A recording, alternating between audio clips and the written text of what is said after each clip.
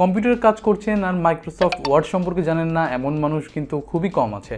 Office থেকে শুরু করে ইউনিভার্সিটির অ্যাসাইনমেন্ট, অফিসিয়াল যে ওয়ার্ডগুলো সব কিছুই কিন্তু মাইক্রোসফট ওয়ার্ডের মাধ্যমে করা হয়। কিন্তু আমরা আসলে মাইক্রোসফট ওয়ার্ড এখানে শেখাতে আসিনি, আমি জাস্ট আপনাদেরকে শেখাবো যে কিভাবে আপনি অনলাইনেও আসলে এই কাজগুলো করতে পারবেন। গুগল একটি জনপ্রিয় সফটওয়্যার, এটা সম্পর্কে বলার কোনো অপেক্ষা রাখে না, কিন্তু গুগলের আরও অনেক ধরনের নতুন নতুন ফিচার আছে। তার মধ্যে একটা হচ্ছে গুগল ডক্স। সাধারণত দেখা যায় যে আমরা কাজ করতে করতে ভুলে যাই অনেক সময় সেভ করতে, তখন দেখা যায় আমাদের অনেক কাজ করার পরেও আমাদের ফাইলটা সেভ হচ্ছে না, বা অনেক সময় দেখা যায় কারেন্ট চলে গেছে কাজ করতে করতে, বা এমনও অনেক সময় হয় যে পরীক্ষার আগ মুহূর্তে হঠাৎ করে কম্পিউটার কাজ করছে না, তখন কি করব? তার সলিউশন কিন্তু গুগল ডক্স কিন্তু খুব ভালোভাবে আপনাকে দিতে পারে। হ্যালো, আসসালামু আলাইকুম, আমি সাব্বির রহমান স্বজন। আমার এই চ্যানেলে আমি সাধারণত টেক রিলেটেড এবং প্রোগ্রামিং রিলেটেড ভিডিও করে থাকি। যারা এখনও সাবস্ক্রাইব করেননি তারা সাবস্ক্রাইব করে রাখবেন আমার নতুন নতুন ভিডিওগুলো পাওয়ার জন্য। তো গুগল যেই সার্ভিসটা দিচ্ছে সেটা হচ্ছে গুগল ডক্স। সেম জিনিসটা যেটা আমরা মাইক্রোসফট ওয়ার্ডে ব্যবহার করতাম, সেম সার্ভিসটাই ওরা দিচ্ছে, শুধুমাত্র অনলাইনে। এটার একটা বড় ফ্যাসিলিটিস, যেটা আপনি যদি বাইরে থাকেন বা কোনো কারণে কারেন্ট চলে যায় বা কোনো কারণে আপনার কম্পিউটার নষ্ট হয়ে যায় পরীক্ষার আগ মুহূর্তে, ওই সময় কোনো সমস্যা হবে না। আপনি চাইলে আপনার মোবাইল ফোন থেকে বা অন্য কারো কম্পিউটার থেকে ইনস্ট্যান্ট আপনার কাজগুলো করতে পারবেন। এখানে কিন্তু আরও কিছু ফ্যাসিলিটিস আছে, যেমন একের অধিক মানুষ কিন্তু একই সাথে কাজ করতে পারে। সাপোজ আপনার একটা গ্রুপ ডিসকাশন করা দরকার বা একটা প্রজেক্ট প্ল্যানিং করা দরকার, আপনারা 5 জন ফ্রেন্ডরা মিলে প্ল্যান করলেন যে আমরা একটা গ্রুপ প্ল্যানিং করব, কিন্তু আপনারা তো এক জায়গায় না, 5 জনের বাসায়। ওই মোমেন্টে কি করবেন? আপনি খুব ইজি গুগল ডক্সে চলে আসেন। গুগল ডক্সে এসে যে কোনো একজন একটা গুগল ডক্স খুলেন, সেটার লিঙ্কটা আপনি শেয়ার করে দেন বাকি সবাইকে। তখন কি হবে? বাকি সবাই কিন্তু আপনারা কি প্ল্যানিং করতেছেন বা আপনি কি লিখছেন সেটা দেখতে পারবে, এবং সেম টাইমে তারাও কিন্তু আপনার সাথে শেয়ার করতে পারবে এবং তার আইডিয়াগুলো। আমরা কম্পিউটার স্ক্রিনে সব কিছু বিস্তারিত দেখব।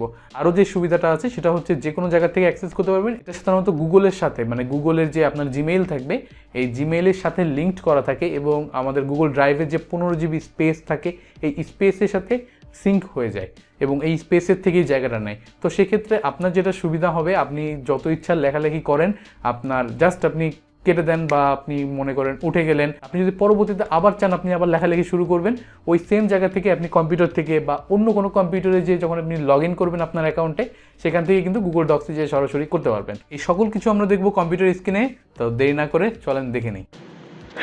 তো চলে আসলাম আমার কম্পিউটার স্ক্রিনে আসার পরে এখন আমি যে কাজটা করব, গুগলে সার্চ দিব হচ্ছে গুগল ডক্স দেখে, GOOGLE Google DOCS Google docs লিখে সার্চ করার পরে প্রথমেই যেই জিনিসটা আসবে, প্রথমেই যে রেজাল্টটা আসবে আর কি, সার্চ রেজাল্ট, এইটাতে আমি ক্লিক করব। ক্লিক করলেই এই ধরনের একটা পেজে চলে আসবে। এখান থেকে দিব হচ্ছে গো টু গুগল ডক্স। তাহলে সরাসরি আমার এই পেজে চলে আসবে, যেখান থেকে আমি নতুন করে গুগল ডক্স ক্রিয়েট করে নিতে পারবো। তা আমি এখান থেকে ছাড়াও আরো এক জায়গা থেকে করা যায়, সেটা হচ্ছে গুগলে আসার পরে আপনার যদি লগ ইন অবস্থায় থাকে, আপনার ছবির বাম পাশে যদি এই যে 9টা ডটের একটা আইকন আছে, সেখানে ক্লিক করবেন। একটু নিচের দিকে আসলে এই যে গুগল ডক্স, যে শুধুমাত্র ডক্স নামে যে অপশনটা আছে, এখানে যদি ক্লিক করেন তাহলেই কিন্তু আপনার ডক পেজে চলে যাবে। তো এখান থেকে দেখেন আমি নিচে আরো কিছু কাজ করছিলাম এর আগে, সেইগুলা এখানে রাখা আছে, এবং আমি যে কোনো সময় কিন্তু এই জিনিসটা অ্যাক্সেস করতে পারি। হইতে পারে আমার গুগল আমার যে ডক্সের যে অ্যাপসটা আছে, অ্যাপস থেকে ইউজ করতে পারি। চাইলে কিন্তু আমি অন্য যে কোনো একটা কম্পিউটারে ঢুকে সেই কম্পিউটার থেকেও কিন্তু এই ফাইলগুলো ওপেন করে আমি কাজ করতে পারি। তো নতুন একটা ফাইল আমি ক্রিয়েট করছি। প্রথমে যে কাজটা করবেন, যে কোনো একটা ফাইলে আসার আগে ফাইলের একটা নাম দিবেন। এই যে উপরে দেখবেন আনটাইটেলড ডকুমেন্ট থাকবে, এখান থেকে আমি নিলাম হচ্ছে টেস্ট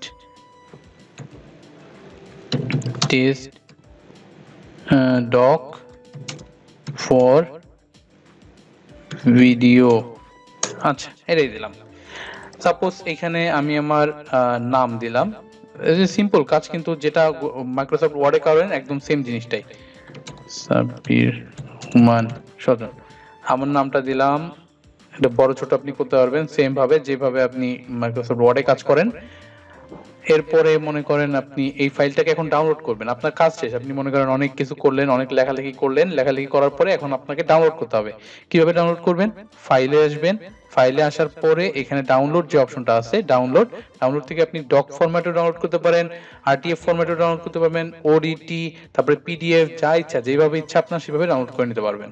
তো আমি আপাতত ডক ফরম্যাটে ডাউনলোড করি। এই যে আমার ডাউনলোড কিন্তু হয়ে গেছে।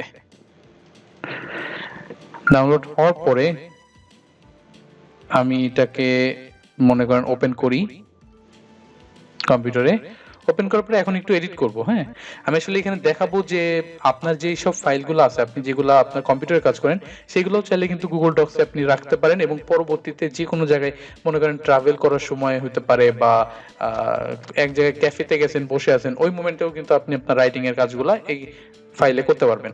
তো এখানে আমি একটা এডিট করি, this text is for demo purpose. এটাকে আমি হয়তো আরেকটু বড় করে দিই, ছোট করে দিই, বড় করে দিই, জাস্ট একটু এক্সাম্পল দেখার জন্য। এটা আমি সেভ করে নিই।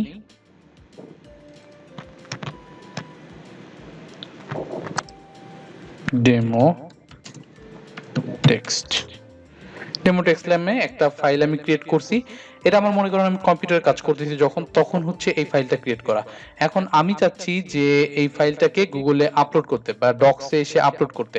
তাহলে কি করব, সিম্পলি এখানে আসব, এখান থেকে চাইলে আপনি ওইটাকে সরাসরি টেনে এখানে নিতে পারবেন। ওইটা না করে আমি এখানে একটা ব্ল্যাঙ্ক ডক্সে ঢুকতেছি।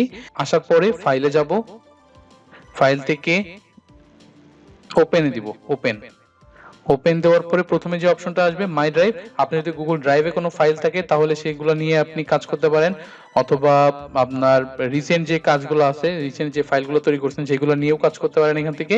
আমি এখানে আপলোড দিব, আপলোডে যাওয়ার পরে ড্র্যাগও করতে পারবেন সরাসরি, অথবা সিলেক্ট করতে পারবেন। আমি এখানে কম্পিউটার থেকে সিলেক্ট করে নেই।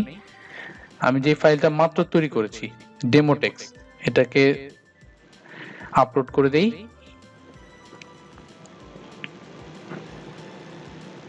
আপলোড করার পরে দেখেন এখানে কিন্তু চলে আসছে। এখন আমি চাইলে যে কোনো জায়গা থেকে কিন্তু এটা অ্যাক্সেস করতে পারবো। আরেকটা জিনিস দেখাই, যে সাপোজ আমার হচ্ছে অন্য কারোর সাথে আমি শেয়ার করতে যাচ্ছি, এই যে আমি যে কাজ করতেছি এটা আমি অন্য কাউকে শেয়ার করতে যাচ্ছি, তখন কি করবেন, আপনি যদি এখান থেকে সরাসরি এই যে লিঙ্কটা, এখানে যে লিঙ্কটা আছে, এখানে কি আছে, restricted, only people added can open with this link.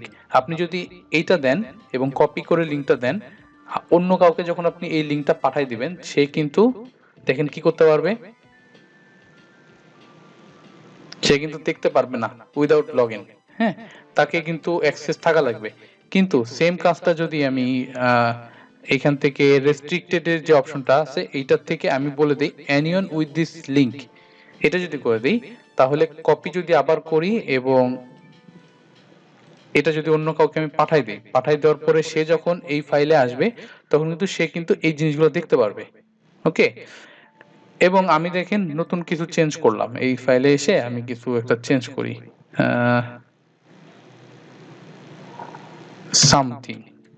Something লিখলাম। আমি যদি আমার এই ফাইলে আসি, এই ফাইলে এসে দেখেন এখানে লেখা আছে এমডি সাব্বির রহমান সজন সামথিং নামে একটা জিনিস লিখছে। এর মাধ্যমে আপনি মাল্টিপল ইউজার কিন্তু আসলে দেখতে পারবেন যে কে কি কাজ করছে না করছে। আবার এখানে আরেকটা কাজও করা যেতে পারে, আমি মনে করেন আমার আরো একটা অ্যাকাউন্টকে যদি আমি এখানে অ্যাক্সেস দিতে চাই, মানে আমিও লিখবো সেও লিখতে পারবে, সেই ক্ষেত্রে কি করবো জানেন, সেই ক্ষেত্রে শেয়ার বাটনে ক্লিক করব, শেয়ার বাটনে ক্লিক করে আমি যাকে অ্যাক্সেস দিতে চাই তার নামটা এখানে লিখে দিব, এই যে মনে করেন তার ইমেইলটা, বেসিক্যালি নামটা না ইমেইলটা, এবং তাকে আমি জাস্ট একটু বলে দিলাম, একটা ডেমো একটা লিখে দিলাম যে অ্যাক্সেস, কিছু একটা আপনি আপনার ইচ্ছা মতো একটা মেসেজ লিখে দিলেন, দিয়ে সেন্ড করে দিলেন। ওকে, এখন তার মেইলে যখন যাবে, এখন এই মোমেন্টে আপনি যার মেইলটা অ্যাড করছেন, আমি যে এই মেইলটা অ্যাড করছি, এই মেইলে যদি আমি যাই জিমেইলে, তখন দেখতে পারবো এই যে প্রথমে কিন্তু একটা অপশন চলে আসছে, এখানে এই যে আমাকে অ্যাক্সেস করার জন্য জায়গা দিচ্ছে। হ্যাঁ, তো আমি এখানে ওপেন করি, ওপেন, এখন দেখেন আমিও কিন্তু এখানে কন্ট্রিবিউট করতে পারবো। মনে করেন আপনার যে আপনি আপনার টিমমেটকে শেয়ার করছেন এই লিঙ্কটা, তখন আপনার টিমমেটও কিন্তু এখানে কন্ট্রিবিউট করতে পারবে। আমি লিখলাম হচ্ছে দিস ইজ অ্যানাদার টেক্সট। ওকে, আপনি আপনার মেইন ফাইলে চলে আসেন। মেইন ফাইলে আসলে দেখবেন যে দিস ইজ অ্যানাদার টেক্সট এবং এটা কে লিখছে। এখানে আমার দুইটা নামই যেহেতু আমার, এজন্য আমার নাম দেখাচ্ছে। কিন্তু এখানে আপনার অন্য টিমমেটদের যখন এড করবেন দেখবেন যে আপনার যেই টিমমেট যা লিখবে তার নাম অনুযায়ী আসলে সেই পোর্শনটা তৈরি হয়ে যাবে। সো একই সাথে মনে করেন আপনি উপরে কাজ করতেছেন, আপনার ফ্রেন্ড হচ্ছে যে বা আপনার কলিগ হচ্ছে নিচে কাজ করতেছে। হ্যাঁ? তো একই সাথে কিন্তু একই ফাইলে ২ জন একসাথে কাজ করতে পারবেন এবং কোনো ধরনের ঝামেলা এখানে হয় না। ২ জন কেন? এখানে মাল্টিপল ইউজার হইতে পারে। ৫ জন, ১০ জন, ২০ জনও হইতে পারে। কোনো সমস্যা হয় না। এটাই ছিল মূলত ডক্স এর ব্যবহার। আশা করছি আপনি এটাকে খুব ভালো মতো ইউজ করতে পারবেন। যদি আসলেই আপনি এই জিনিসটাকে ভালো মতো ইউজ করতে পারেন, আসলে এটা অনেক ভালো একটা জিনিস, অনেক একটা কাজের একটা জিনিস। তো আজকের ভিডিও এই পর্যন্তই। ভালো লাগলে লাইক, কমেন্ট, শেয়ার করতে ভুলবেন না। ধন্যবাদ।